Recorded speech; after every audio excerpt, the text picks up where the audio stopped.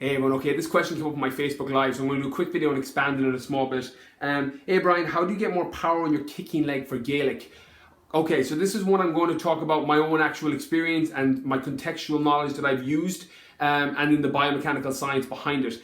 The truth is, I automatically thought for years that the more muscle I had in my legs, the more power I'd be able to drive at a kick, which actually doesn't actually line up, because you can build a lot of muscle through hypertrophy, through bodybuilding style parameters, and build a lot of muscle in your quads, and it doesn't actually have any direct impact on your kicking. What I found though is building stability in your standing leg and keeping your hip flexor loose on your kicking foot tends to increase the speed or increase the power that you can drive behind shots. And here's why.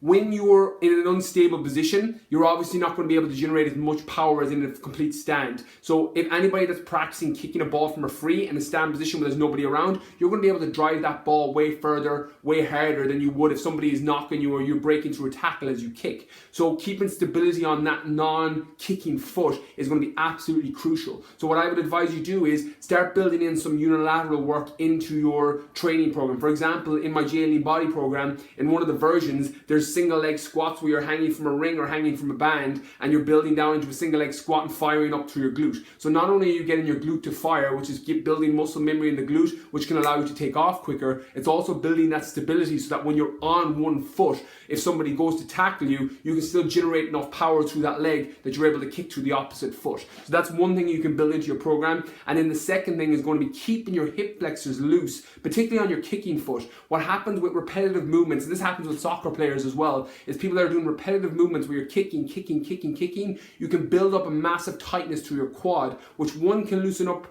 or can tighten up your kinetic chain, and a lot of hamstring injuries can come from that, from your quads being too tight. So you want to make sure that you're keeping your quads loose with some form of myofascial release program or some form of program that's keeping hip flexors loose on that kicking leg. Also what can happen, and I've seen this with a lot of GA players particularly that I've worked with, is hamstring injuries can come from that imbalance. It can come from having too much power and too much tightness to the front of your quad. So loosening up your quad and then the trigger point tension in the back of your hamstring can give you a massive release to the hip flexor, which can allow you to drive a ball. So in terms of actually building power in your kick, it's not building muscle in your legs, which is the misconception I had for years. I thought if I built bigger legs and built more muscle, I'd drive a ball further and drive it harder, when in fact, it's building the stability on the non-kicking leg and then keeping the hip flexor loose on the opposite leg, on your actual kicking foot, that's going to allow you to generate more power and make you more stable. My advice would be to do both. Loosen up your non-kicking leg and build the stability in your non-kicking foot as well, and your kicking foot as well, so that you're able to do both and you don't get that muscular instability. But I would make sure that you put a primary focus on building stability in your non-kicking leg and then keeping your hip flexors loose and keeping your quads loose and keeping your hamstrings loose on your kicking foot,